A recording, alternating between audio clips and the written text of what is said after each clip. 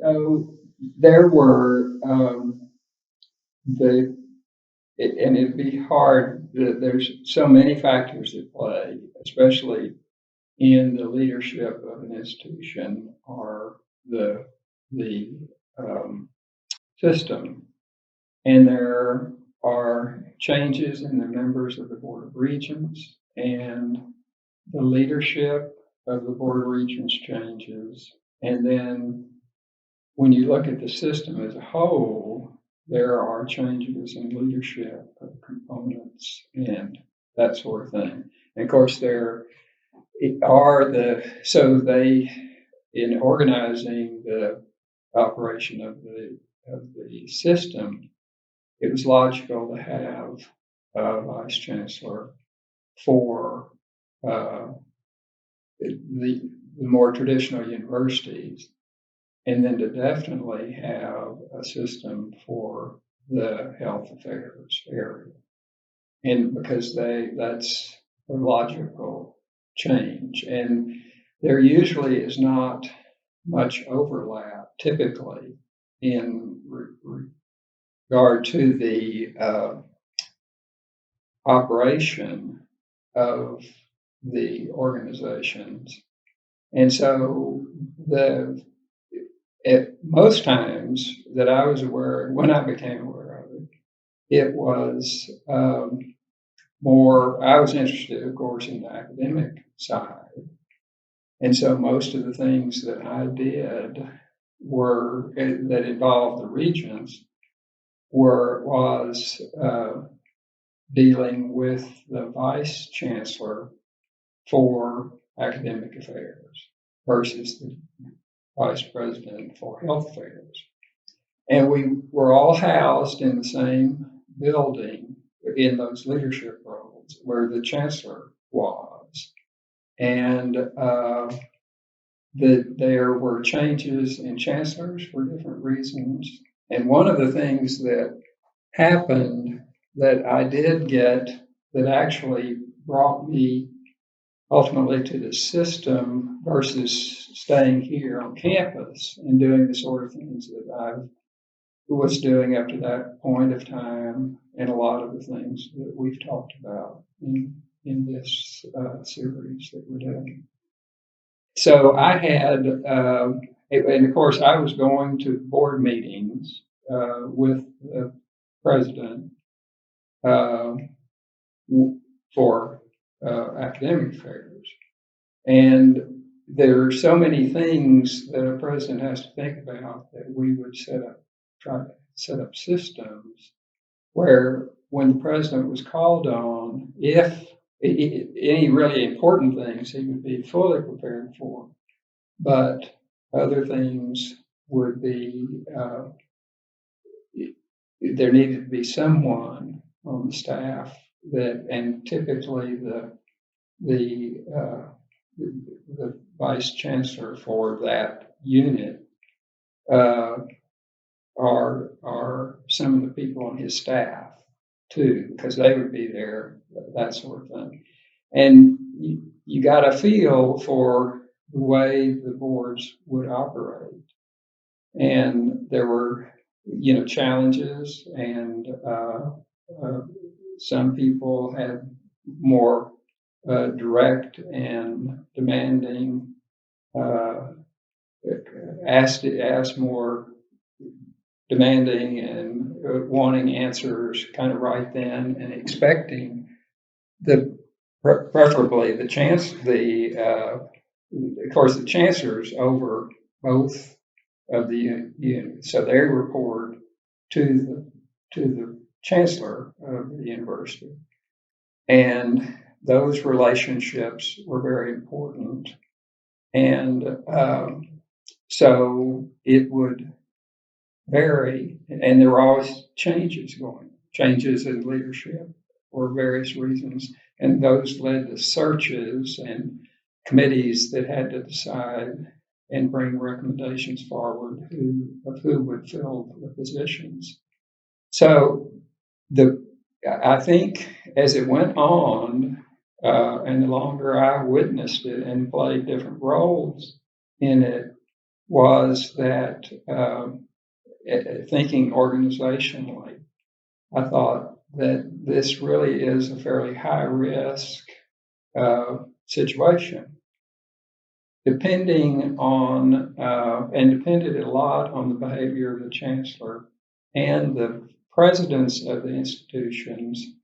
And the presidents of the institutions spent more time with the vice chancellor for academic affairs than not. And there was a board member that was responsible for and worked with the group that was there. So things could come, issues could come up, and it could cause really a lot of work and probing, trying to understand certain views that were different from each other.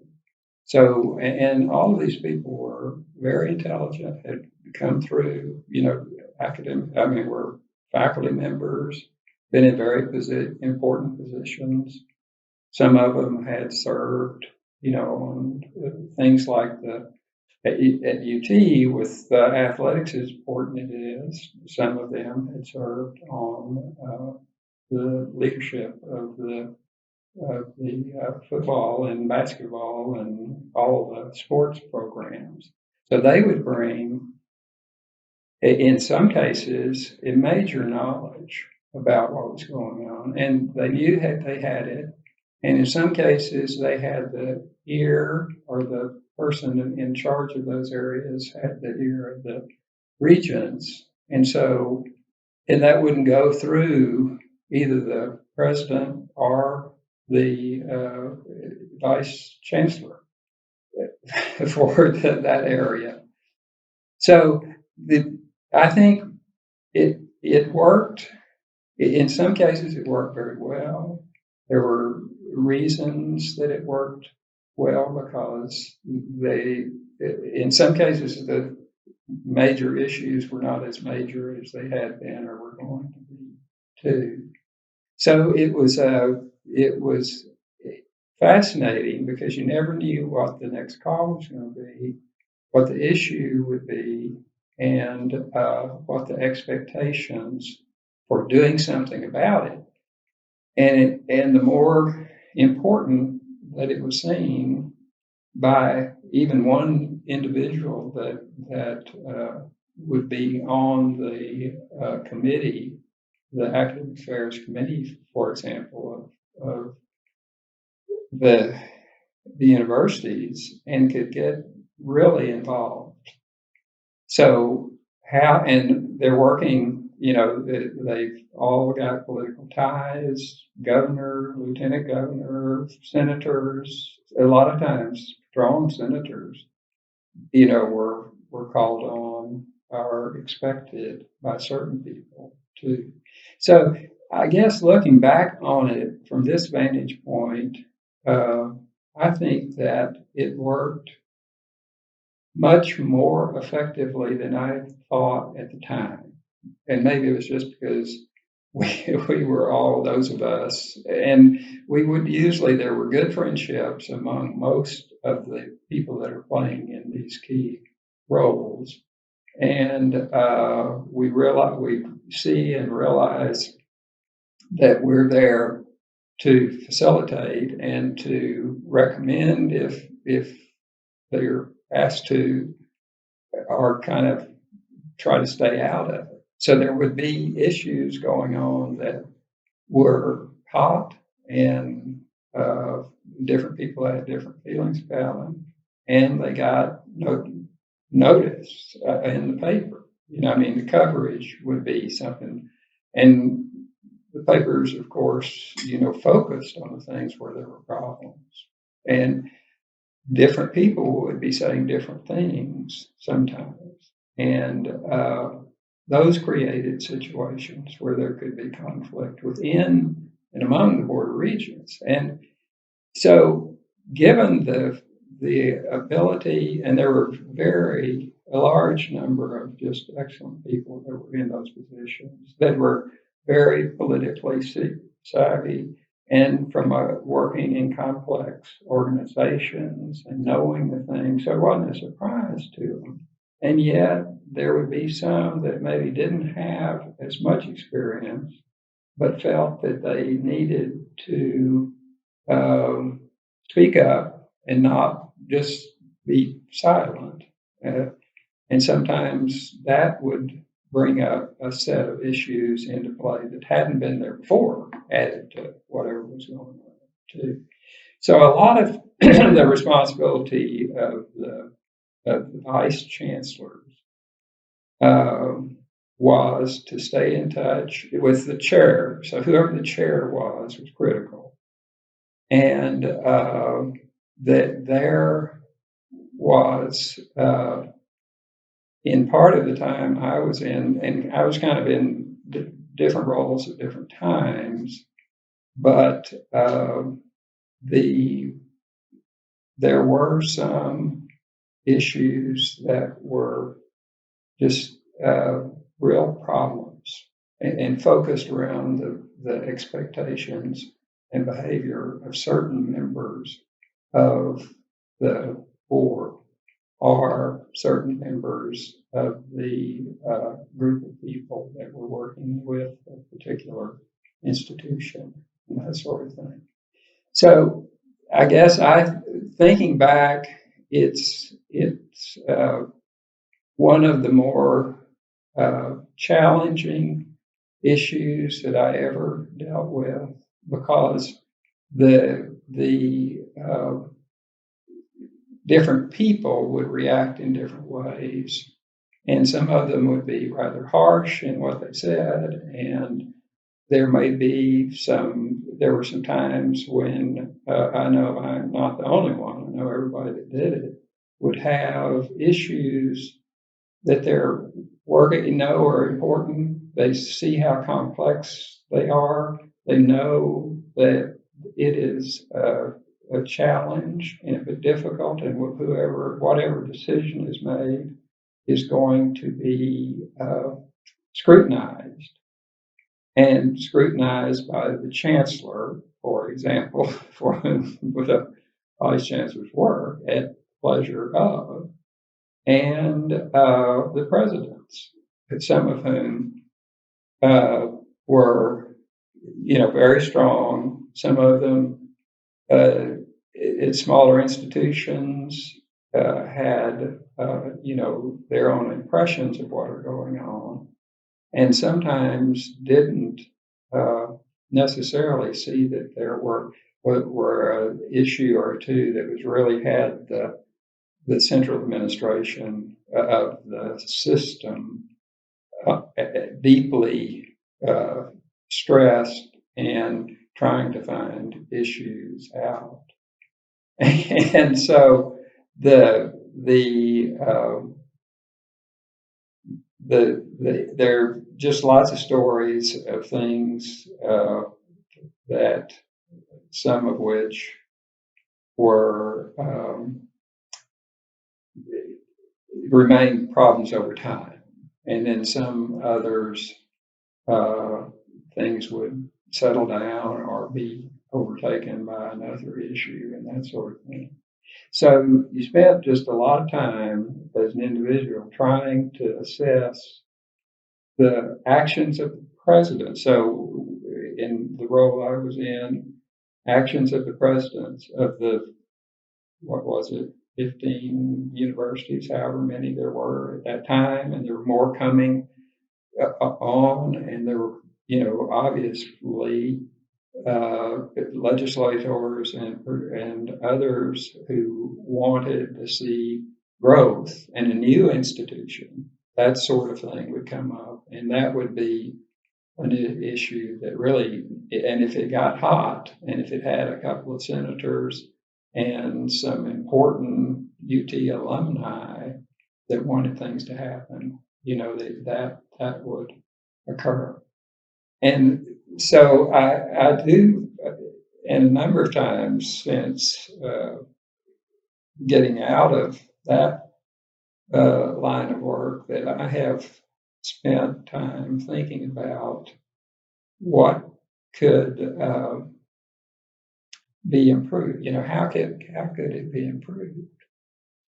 And I'm not convinced I mean, I think it's just it's politics, and you don't want to say that. You don't, you're always trying to say we're trying to do what's in the best interest of the university, and people have knowledge and awareness of the issues. And then it was typical that there were usually something like a dozen, say even UT and maybe 10 or 9 for others. So that the presidents had uh, challenges in that regard too. And some of them clearly had agendas, very important agendas in some cases that were everybody kind of agreed that thought what's in the best interest of the state of Texas or the region, the North Texas region, or something like that.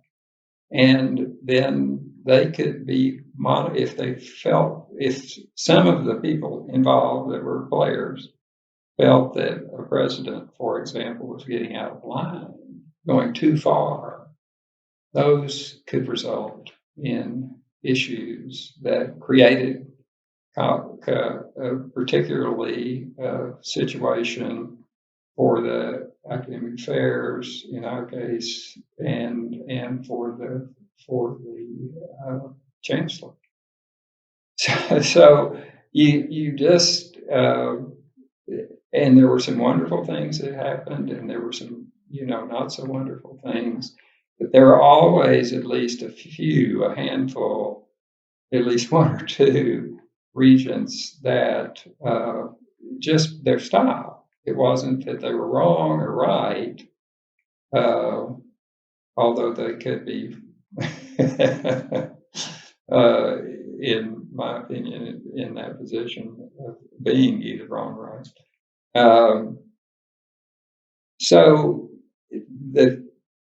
what hit me that I really had to do the best I could, not play any games, just go out of the way, and then in certain cases say to someone that I knew had a sense of balance, and balance is what I would be trying to say. We're trying to balance this with, a very important thing here, with a very important thing here at another institution, and that the money is not going to do both of the things there. And that's a pretty simple issue too, because it was just going on and on. It was fascinating in many ways, and you get a sense of the strengths and the challenges and some of the issues that were very, very sensitive, and try in those cases to make sure certainly that the chancellor, and normally the chancellor, was on these issues involved, because the board if they got the chancellor on their side, then they expect him, in all these cases it was him, to move it along. And we reported to the chancellor. We did the work that was supposed to be done. We certainly would, and a lot of these conversations would be one-on-one. And a lot of times, in certain cases, the chief financial officer, the vice chancellor for, I forget the official name, but the business vice chancellor. And we were very fortunate to have some really strong people, like-minded people in that area. And then there were players early. The further back it goes of my involvement, Frank Irwin was still a player, and there is no way to deny that he was a very powerful and often effective in what happened. And sometimes he did have really had earned the right to basically say, because he had kind of built the system too, structurally, that sort of thing. So he had a lot of influence. And as his health got worse, and it was clear he was, not as able to do as much as he had done before, and that he would continue to be consulted by all sorts of people that knew him, he knew the university, and get advice from him. And so we tried to understand, and this was in his waning days when he wasn't, and he had been really the chairman of the board for a long, long time before that, and had most everything had his stamp on it. Not maybe for totally support, but his reluctant approval, and the reluctant approval would have some strings attached to it. But, do this, but not this, and that sort of thing. And so I think those of us in these positions, we were talking with each other, especially with the business officer who would be knowledgeable about any issue on a campus with it. They reported also to him, or they met with him. And in a lot of ways, it was a reporting, and let's figure this out together. Let's not get enmeshed in a conflict that is going to take time and lead to problems, or lead problems, or really put a president, for example, in a hard role. And then another very significant thing in the Edwin era was that his ability to have the ear of the business officers of each of the organizations. And in nearly all cases, up to a certain point, he would be the one that would really kind of make the selection, and or convince the chancellor, that he would, or expect him, usually him, nearly always him, to try to make that happen. And in some cases, there was speculation that he just did it, or told him, this is the way it's going to be, and then you back off, especially a business vice president who had been had his blessing to come in. So and I'm not sure how much. In fact, that's something I would like to do now, if I can find time and energy, is to see. It would be fascinating to go back and see if people have written about that, and the way he dealt with the issues that he confronted, and that sort of thing too. But I think most people that knew him at that time and that look back said that he was a remarkable tactician and politician, and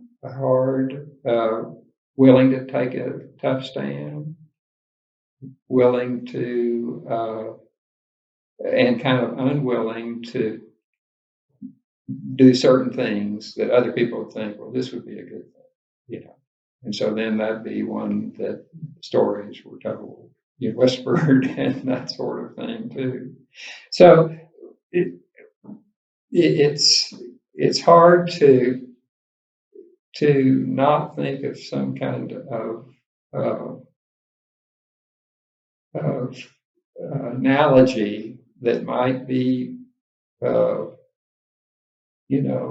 bee's nest or uh, something like that. Where there were individuals having certain things going on within that didn't really necessarily impact the institution, but it made maybe them to be disinclined to do something that another person. So that you worked hard to know what some of the underlying issues were. And a lot of times I felt that several of the people that I worked with were and tried to emulate myself was to talk about the issues one on one that were problematic, and there was going to be no perfect solution, uh, if there was a solution at all, to it, and that sort of thing too.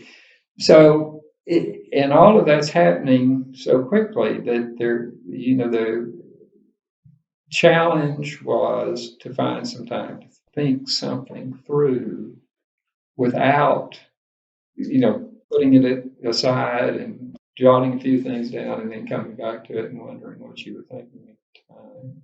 That's right. So I have great admiration for the people that are involved in these. The larger the system, the larger the state, that sort of thing. And I'm confident that the same things are going on now, to a certain degree. And there were uh, people who really could do that effectively, that are in these leadership positions, and there were others that couldn't. Or there were others that did it for a while and then just kind of lost perhaps the will to fight the fight, to keep fighting the fight. And some of them would retire, but more of them were maybe retired, but retired because they were told to retire.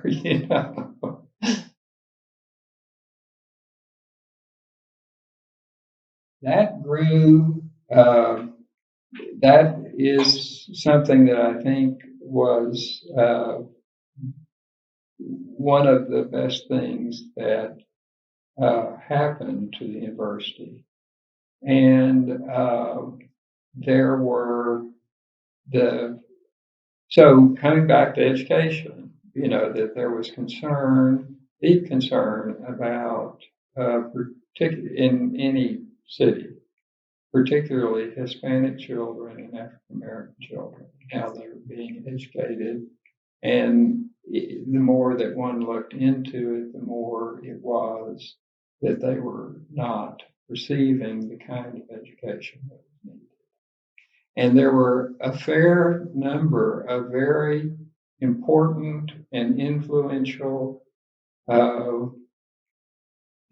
couples, that was something, and very active in the operations of UT Austin, and serving in maybe board of natural sciences or academic athletics or something like that. But it was clear that just the evidence was clear that the quality of the education, particularly for the children, young children, kind of elementary age children, were behind the work as they may, work hard as the schools tried to, perhaps, or didn't, that they were going on and having not graduating from high school even, and then not going on to university at all, but or even really sought to go to university. So that issue was a natural one to come, I think, from my involvement in the East Austin issue. And the notion was, what can we do? And so that was proposed. That's what a group of people, particularly ones that stepped forward to help create the elementary school, the UT Elementary School, as a charter school. So that was another notion, was because most people were not, charter schools. What is a charter school? Our high school is just real fine, and the elementary school is good, and that'd all be true. But not in East Austin, and not for the African American and Hispanic students. So that issue was certainly one that was on my mind, but it was also on the mind of other people and other faculty. And then there were other people, a growing group of people that felt that UT should be the one to try something different, start doing something differently.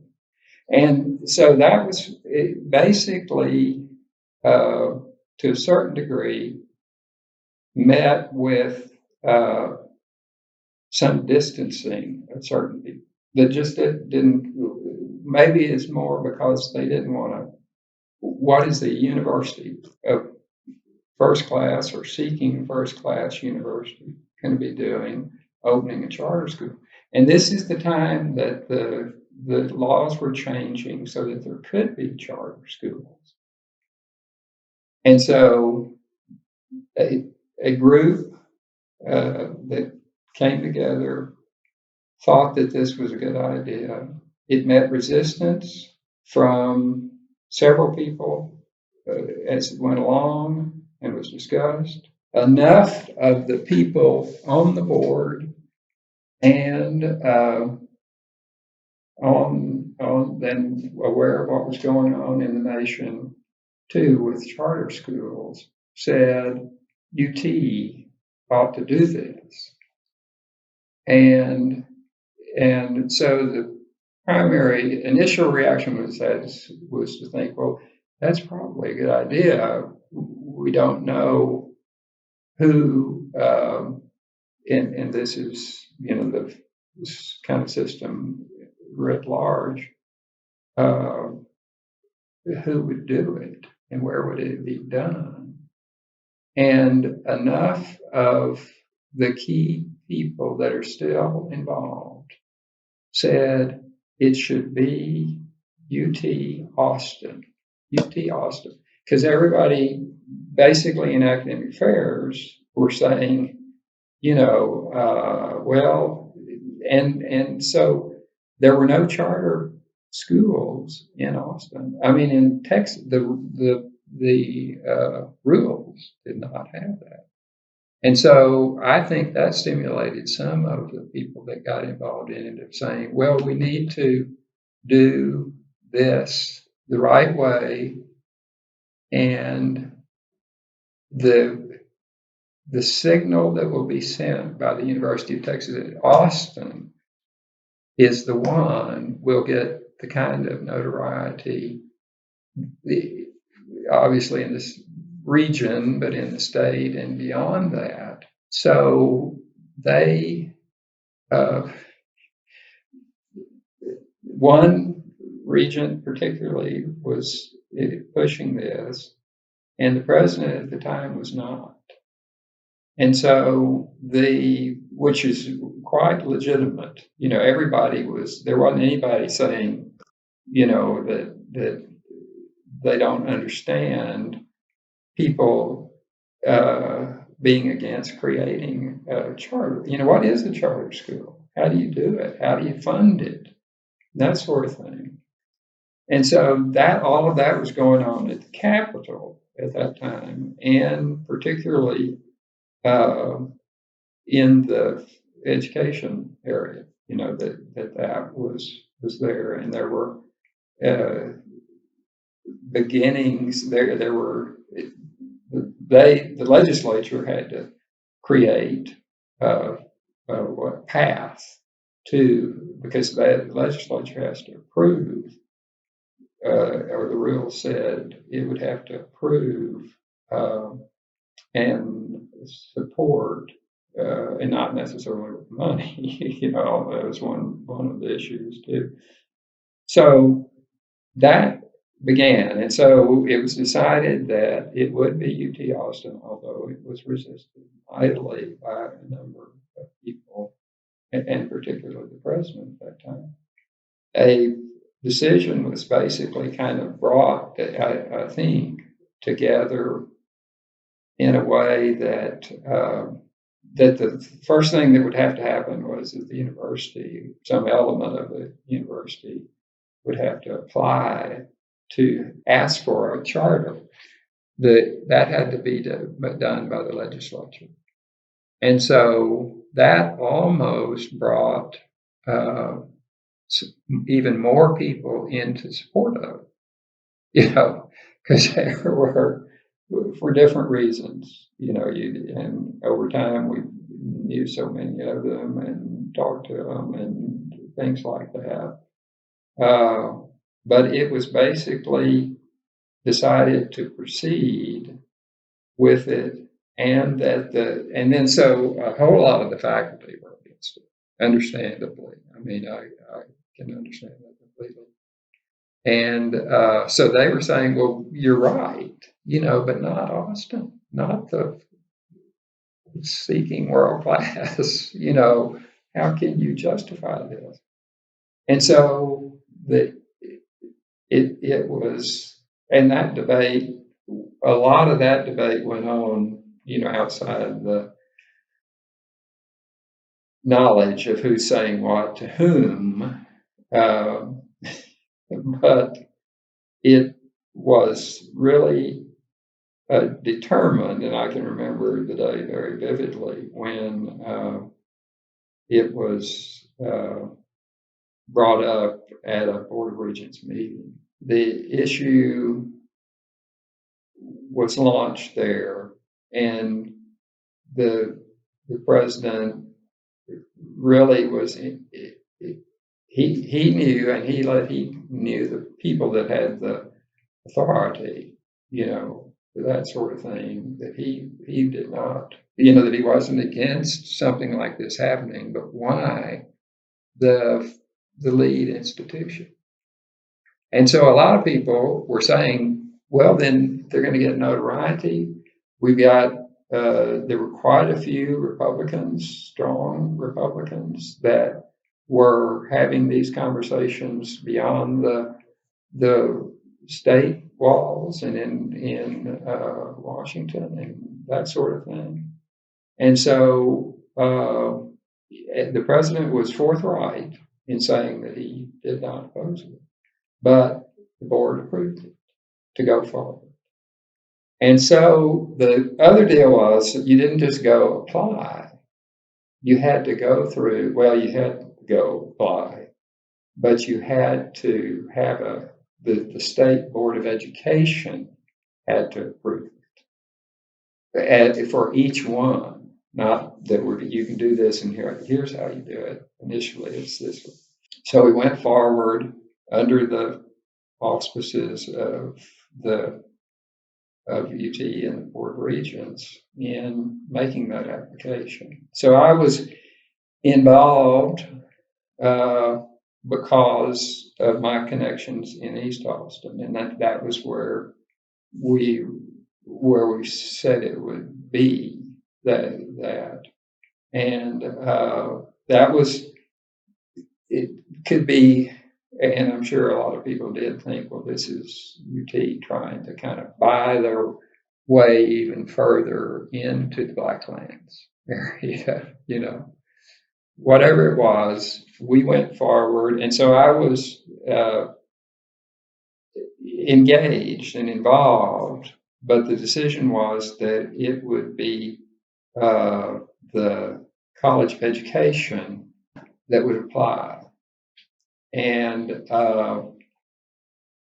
so that was it's a problem that needed to be worked out of what was going to happen in that regard. And so the challenge was that the Dean of Education, which is understandable to me, was again saying, we're busy as we can be.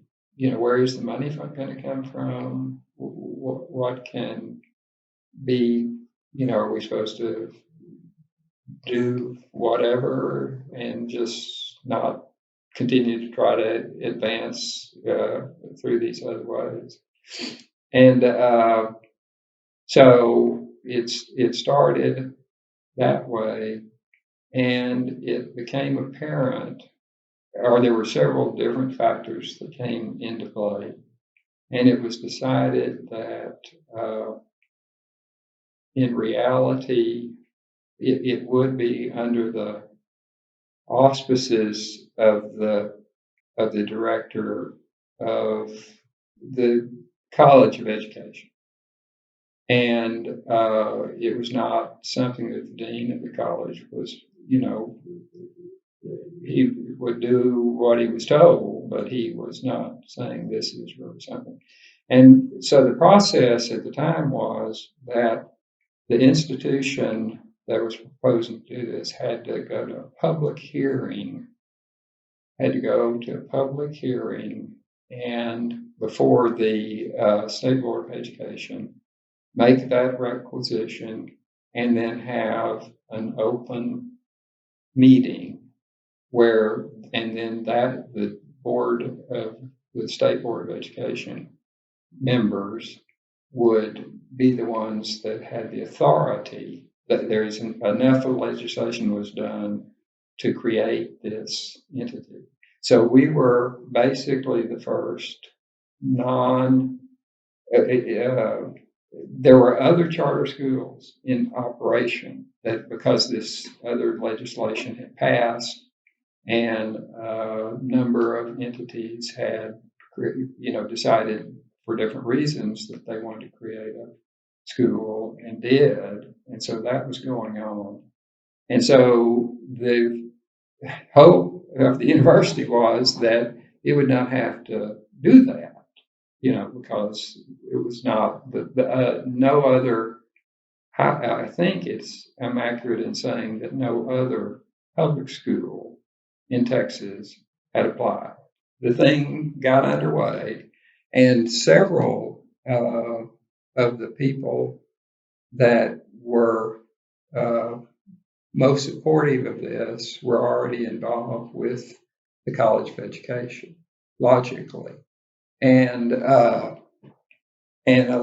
several of those were strongly supportive of doing this. So the dean, I think, appropriately, basically said, "Yeah, well, we'll do it." I don't think that it would be the top thing or the choice he wanted to be doing at that time. And yet it was pretty clear that, or fairly soon, it was pretty clear that some major donors, many of whom knew him, were going to support this. And so things started off, and the hearing was set. It was decided that I was the one to be the face of this effort on behalf of the University of Texas, seeking the charter for a charter school. And to the dean's credit, and I believe this totally, he felt that it could have, well, I don't know what all the thoughts were, but he did not see that it was consistent with the Austin Independent School District going forward. So it was not in other words, we were seeking this, and it would not have anything to do, or nobody was really sure what it meant, but that it would have the charter. And so the assumption that we started working with, that it would be part of the college of education, even though, but not a school. I mean, it'd be still a charter school, but it still had to meet all the responsibilities, raising money and all that sort of thing. And so that's how it goes forward. So the State Board of Education at the time was, and maybe always has been, is, interesting. It's large, and a lot of people from different parts of the state that are members, and they've kind of, especially at that time, and I think maybe still to this day, have meetings, and there's controversy, and people get their political feathers ruffled and that sort of thing.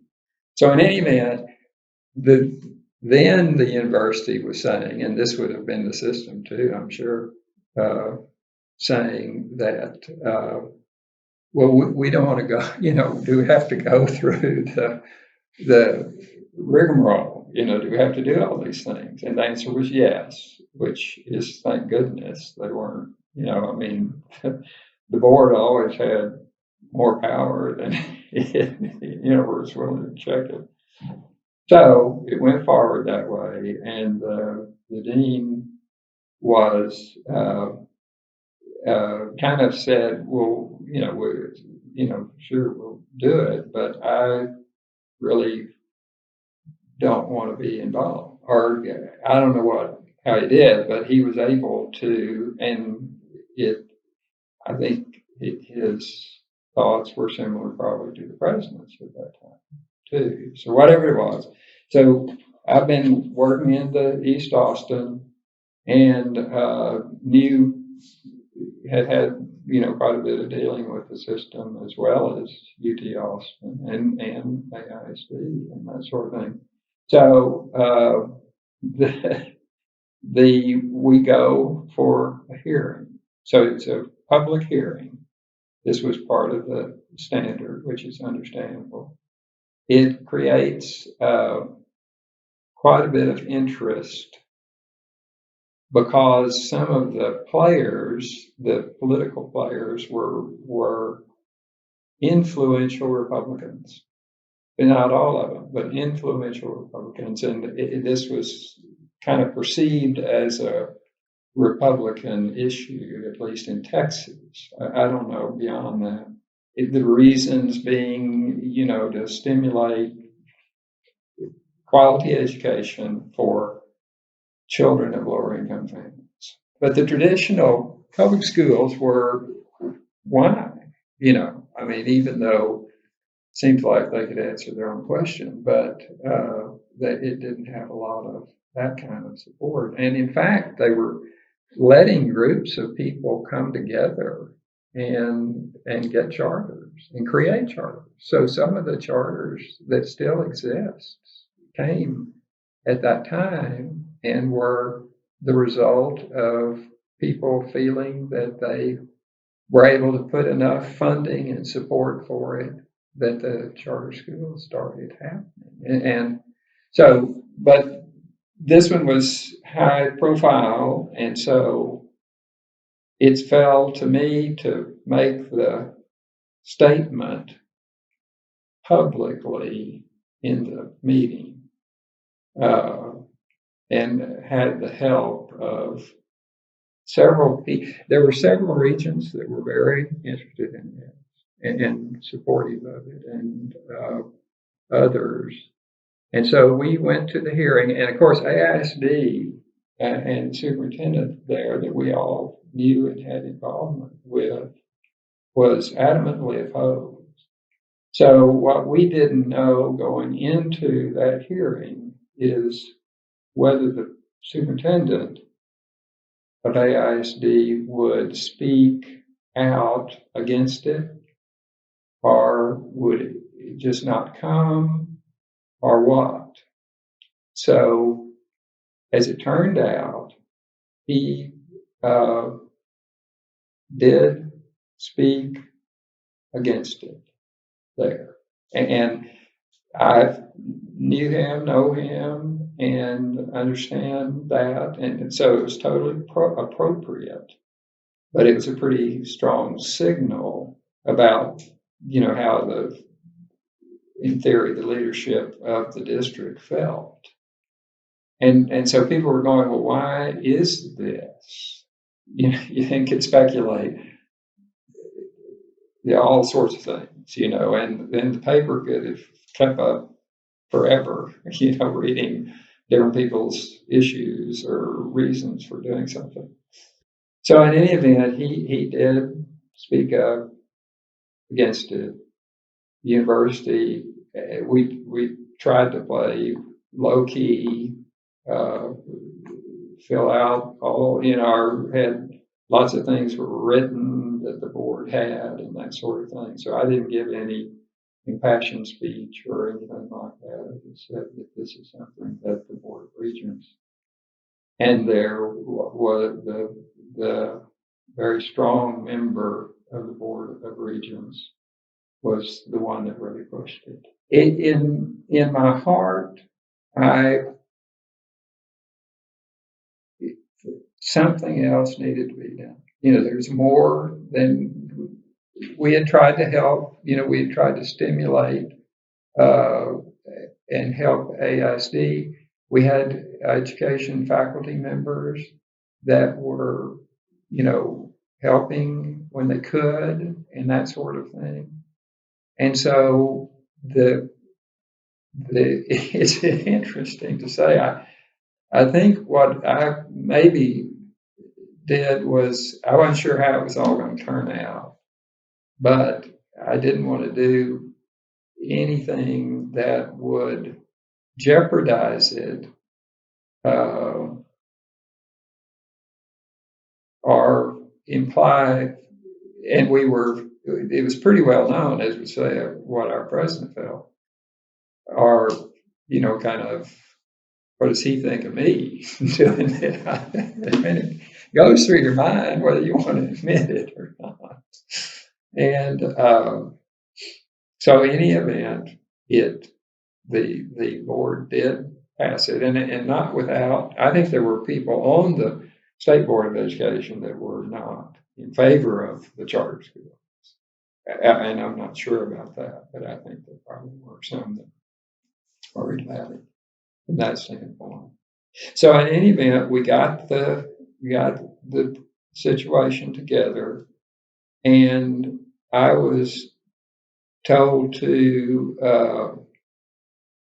I was basically told to pull a group together to create and working with the system and the university to follow through. And we were granted that. So we started the process of putting a board together, and it was one that was rivaled, in my opinion, the Board of Regents, in quality and support and financial support and all that sort of thing. And people who could say what they thought, they were not harsh, in my opinion. I mean, they said what they thought. It was clear to us that we had some very strong people that were putting money into it, nearly many, probably more Republican leaning people than other, because that was kind of the push at the time to a certain extent. But also some people that had very strong democratic traditions and that sort of thing. And they are still mostly involved and were more than willing, in one family particularly, that stepped forward and agreed to have to be the chairman of the board. So we went forward, And there were the area that we were focused on for the school to belong in was a part of Austin that had been misused over time. So it was ultimately we had to really, every time we built a building or did something, we had to go down and get all the things that had happened in that location, and they were legion about various things that were not healthy and that sort of thing. And of course, that then caused us the issue of having to defend it, but also to make sure that everything was the clearing of the digging down and the things that had gone on there were, really tough. And a railroad had gone through it. So anything that a railroad has been through over time had to be totally cleaned up too.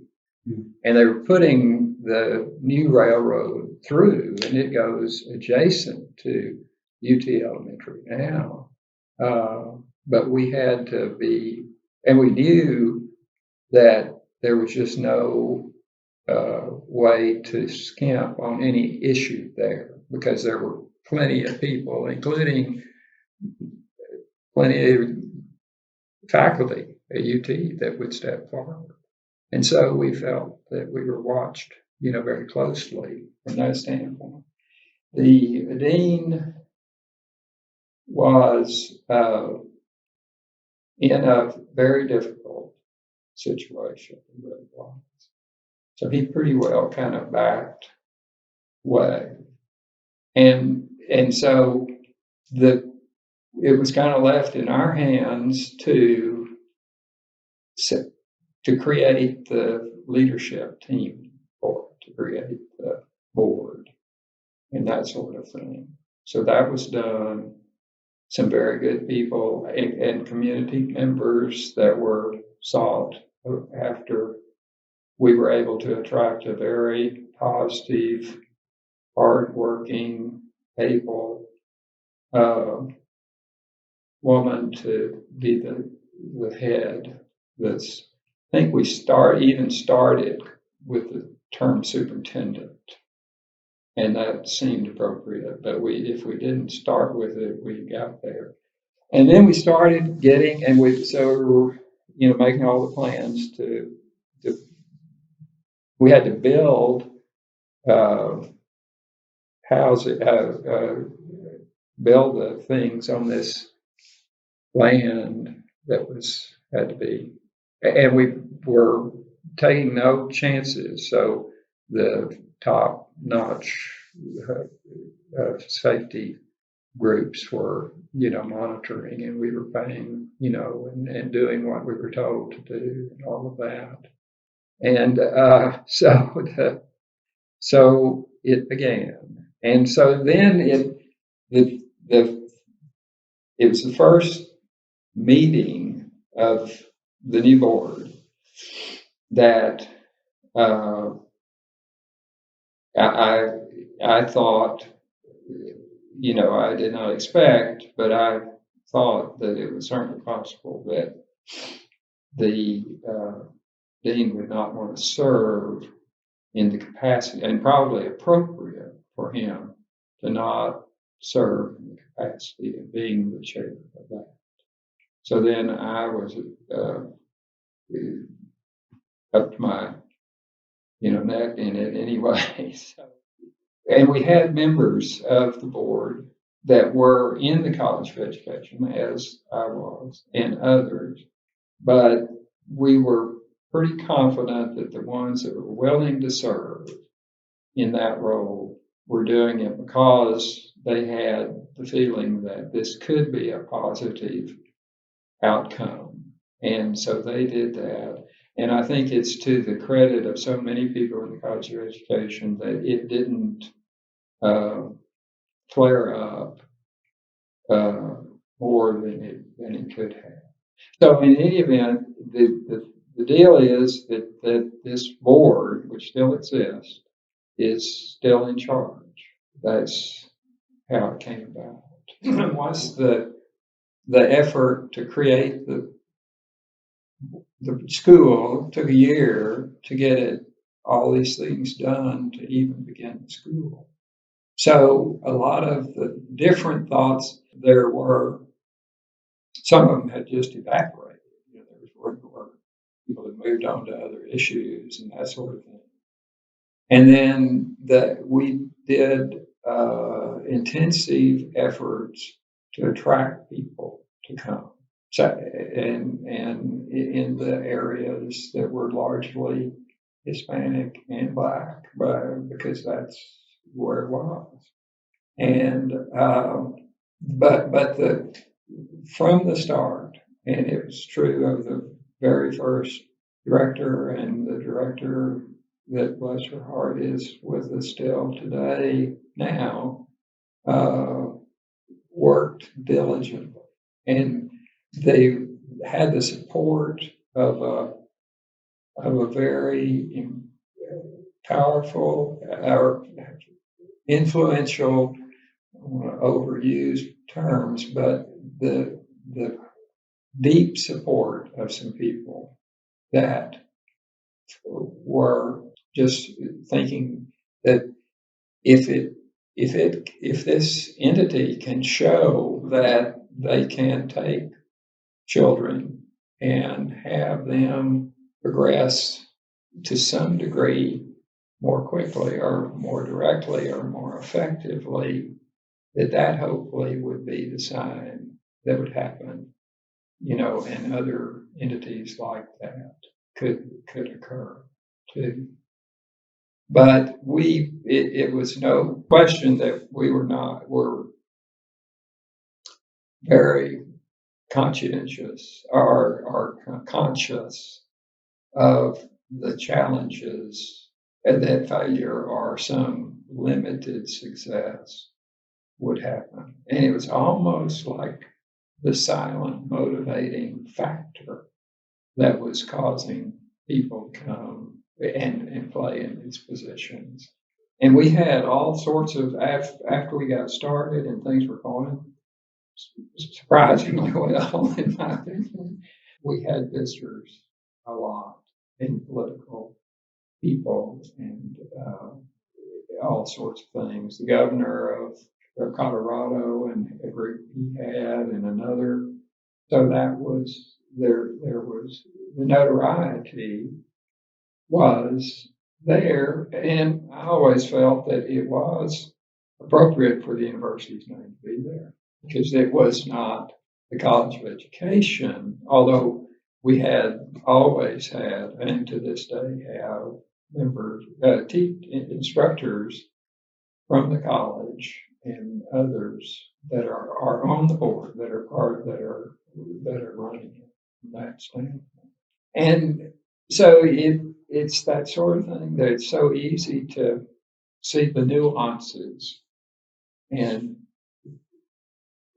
what happens when, and there were all sorts of times that, you know, it's just what's going to happen with the next grading level, and, you know, then when they started progressing and then wanting to grow the school and that sort of thing, you know, to happen.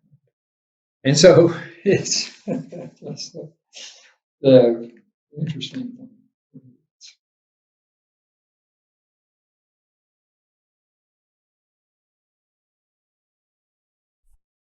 And the trust and the people that you were talking to, you knew, because they were under a lot of pressure too. I mean, everybody just, it was a very disturbing time in the nation even. And so we sit or stand outside, because there were allowed, only university police were there, and there were limits of the number of people that could be in the ante room, or the kind of foyer of the law school, and so it was as full as it could be, and they weren't letting any in. But that was where they were going to spend the night. They weren't going to leave, and so Lowell goes in, and I would give anything to have seen or heard what went on. But I think that he absolutely understood what was going on, knew that it would not be good for the university to be seen, especially the law school, and especially the kind of things that the one professor was very quick to comment on and be negative about the issues at hand. And then they agreed to leave. Mm-hmm. And I remember it was like, I mean, I was thinking, what do I do when I'm fired? I mean, it was like, they're going to have some retribution. I mean, the university is going to have to take action for people that are supposed to be in charge, even though we felt that we weren't in charge. But I remember that same feeling, Yeah, oh my God, I love my job, but I'm not going to have one. We're that's all right. going to go down the tubes. That's right. And then I also remember and we don't have tenure. That's right. That's right. So that could, That's right. when they left, it was amazing. But the other thing I remember was I was exhausted that night. Oh. The emotions, all of it, just. Ed was always the first person I called when I knew something was going. I mean, we really had pretty good intelligence with the students. Many of them trusted me or Glenn or one of his staff because there were so many protests and they saw us every day. So I would call Ed in the president's office and say, I think we're going to have a problem today, or this is the issue today, or how can we, do you know anything that I don't know? That kind of thing. Particularly during the 90s, because it really was. I mean, it was just one event right after the other.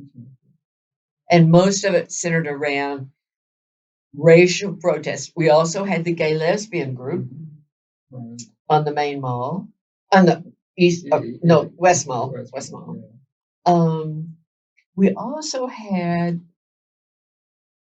the rule had been on the West Mall, and I know you were instrumental in this, the rule had been that you could only have amplified sound from 10 till 12 till 10 to 1, that 50-minute time frame, because the faculty said on the West Mall, you'll interrupt our classes. And that was one of the demands one of the students groups had late 80s. And we worked with you, and you helped. Maybe Udolph was the one who chaired that committee because we changed it from 11:30 to 1:30. I mean, my staff didn't care what it was, but we were trying to accommodate the faculty. But I remember talking with you about that, and you said, "Go ahead, and we'll put Udolph on in charge of that committee." And I'm glad he did that because he was important, very important at that time. University. Because so much was focused on the actions that were going on in the law school. That's what had the prominence of the law school nationally and that sort of thing was very important. And so many of our alumni, strong alumni, so many of the Board of Regents, members of the Board of Regents that had gone to UT and got their law degree, that sort of thing. So it was truly fragile times. And so the upshot was that we were not on the opening of NBC National News the next day or the afternoon and that sort of thing. I don't know that it was even reported. I hope it wasn't, and I didn't ever think to take the time to figure out what, well, we would have known if there Sure. was any Yeah, we would have known. kind of, but that was without a doubt one of the 2 or 3 most traumatic days of my life, you know, from that standpoint. And really, Sharon and I were the 2 that had the connection with the president, and we knew his limits, and they were to keep the order, to not be Yes. unreasonable, and we tried to accomplish that. And I guess on measure, would you say we did pretty well? Oh, I think we did a great job. Because that was one of those days. Well, the first thing I remember is I had on a white dress because it was in September and it was hot. And I got out of my car and I spilled my coffee all over my dress. And I thought, this is only the beginning of what this day is going to be like. So then I'm trying to clean up my dress, you know, and it just kind of went from there on down for the rest of the day. And then it was over. But it is etched in my memory. I mean, I can visually see us sitting in that law library. I can see you leaving, you know, and you in contact with Peter. I mean, all of that is just so clear. And that march to the law school, and all those students standing there on the mall. Oh, yes. And the memory that is still indelible in my mind is running after the car. Oh, yes. I didn't get to see that. And thinking, I don't know what I would have done if I hit it and it just kept going. And I think I would just have kept walking. That's kind of when I thought back on it. What would I have done if they drove off? And I thought I'd be very tempted to walk away, you know, and start trying to find another job. Well, and also swirling at this time was hazing. Yeah, that's right. You know, we were really combating a lot of hazing. Mm-hmm. And so President Cunningham had the hazing and the racial issues and all that swirling around during his administration, which meant you did too. And so it did. There were certainly any number of things and issues that did come up. But of the ones that, and we were both involved fully, Sharon brought the imprimatur of the Dean of Students office, Student Affairs office, to that. Yeah, also, if you recall, this is the time when the students wanted the MLK statue. That's right. And Cunningham wanted those dollars to go into scholarships.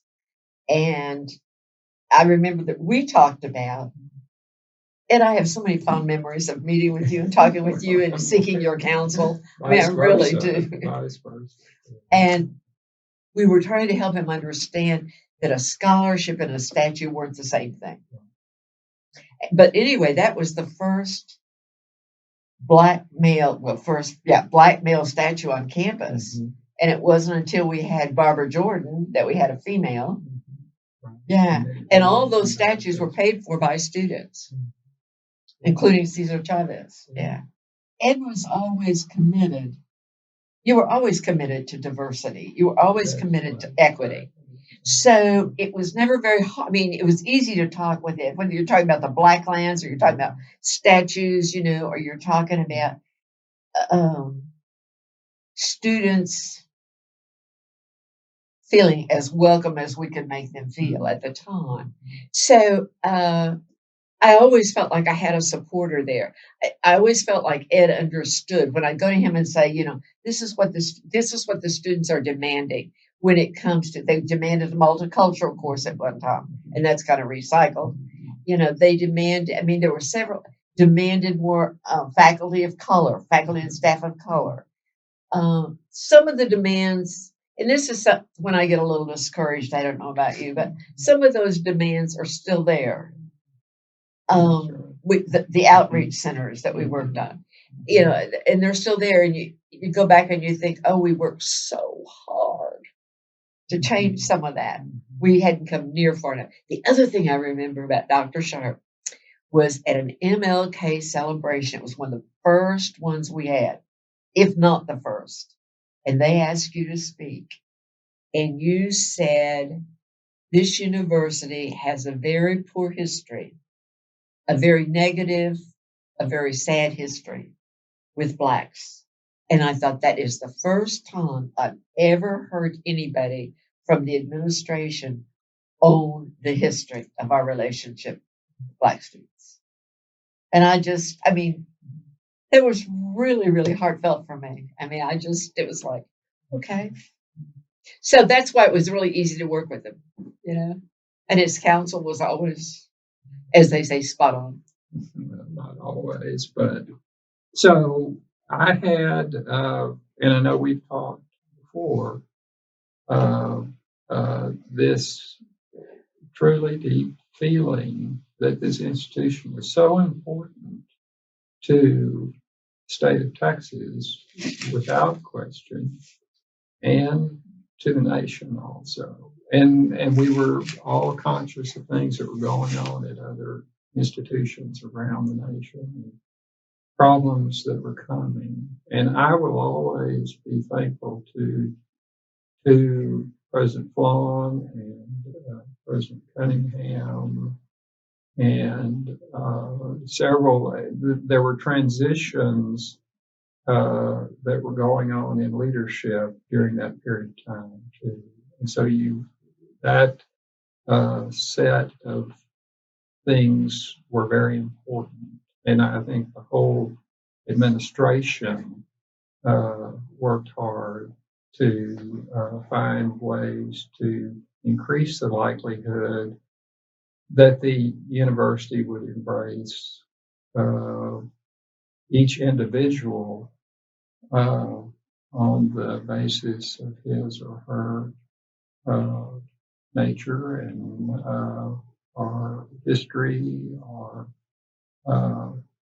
and to be as consistent in treating behavior, even inappropriate behavior, with an even hand, but in a similar way, regardless of ethnicity, gender, all the other kinds of issues that we come up.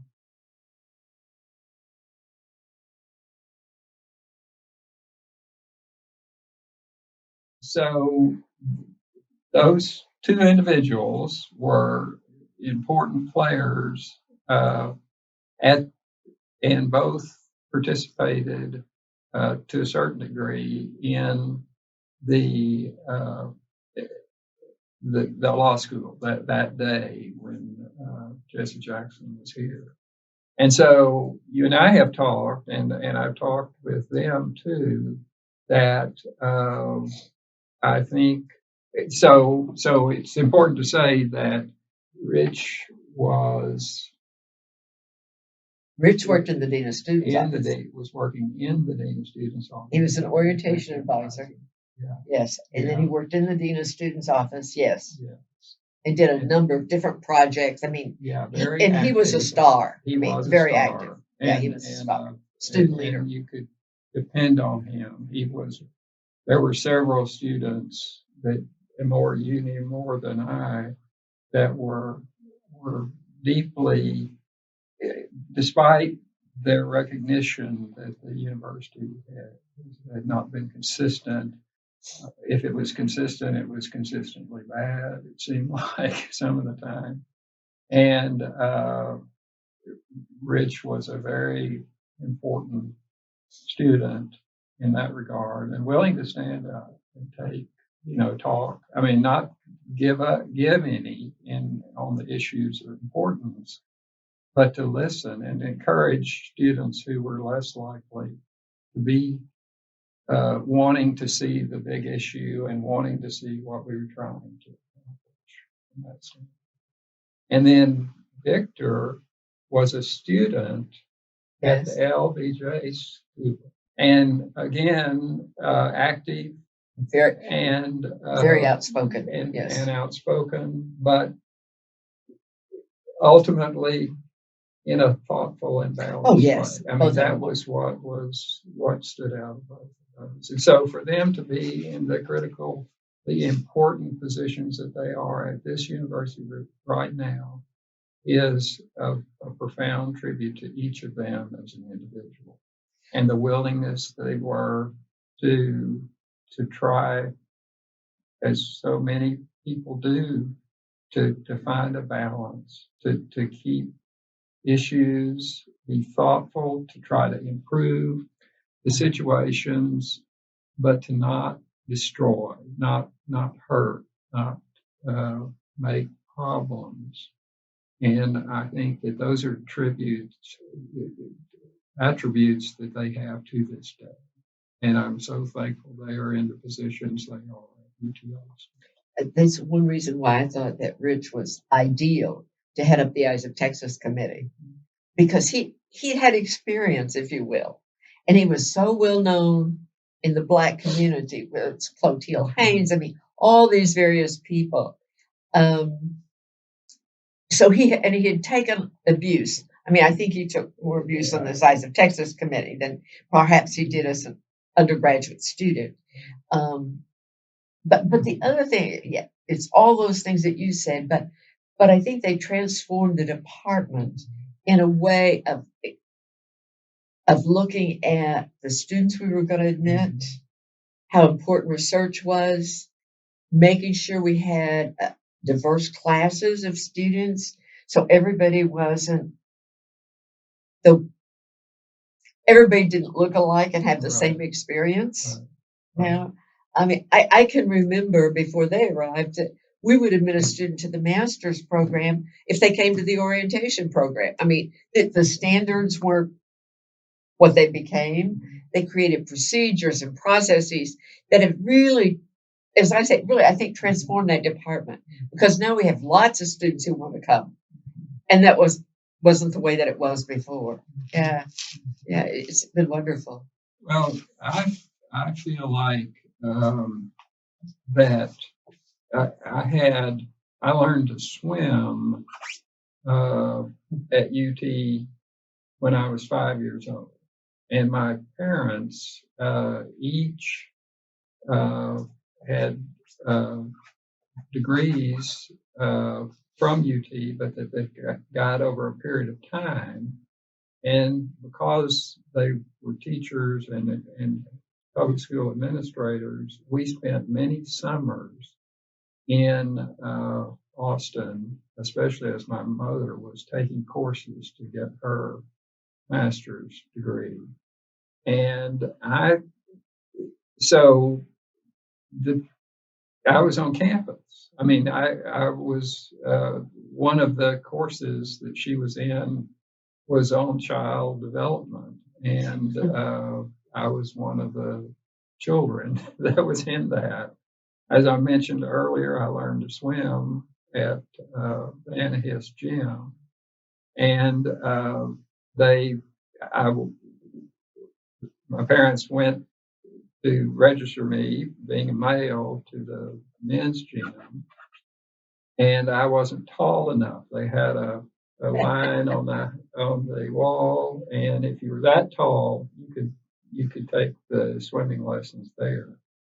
And so I wasn't that tall. And somebody came up to my dad and said, the Anahis gym, women only, and a story that people are interested in the university, they'd be interested in everything about Anahis and her brother.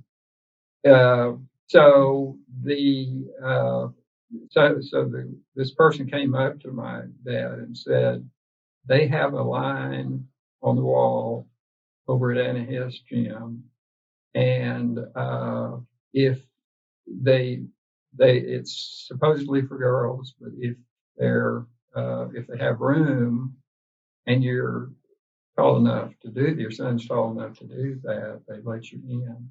So he wanted me to learn to swim, and that took me over, and it ended up that there were two of us, little boys, that were that were allowed in the class. So anybody that's interested in fascinating history should get into. I encourage them to follow Anna Hiss and her brother and all that issue. Those things were going on here at that time, and so everything about Anna Hiss, and of course this is changed. There's not even an Anna Hiss pool anymore. It's been was prime space and was taken over. But the there were just things like that as I would think back on them as I grew older and have conversations with my parents, I began to realize how much the involvement I had at a very early age in this institution just indelibly made it of major importance to me. And I'm thankful to my parents deeply. My older sister came to UT and graduated and is a wonderful person and has a tremendous family. So I just feel like there's a major part of me that's a product of this institution. And so if the institution is complex and is pulled in so many different directions, how in the world do we make the things fit together? Because they're good parts of so many things that go on, and we're facing some of these today, and there are other issues that are still to be worked through, still to be dealt with.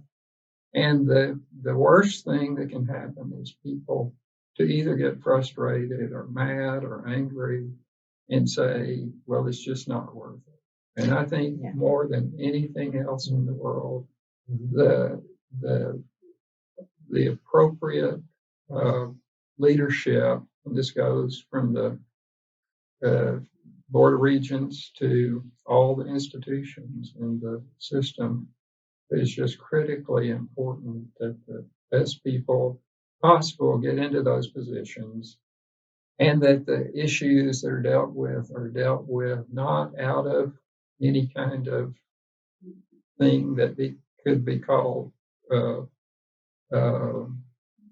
trying to make a decision that's not as balanced as it can be in the conditions that exist at the moment. And those can't be predicted.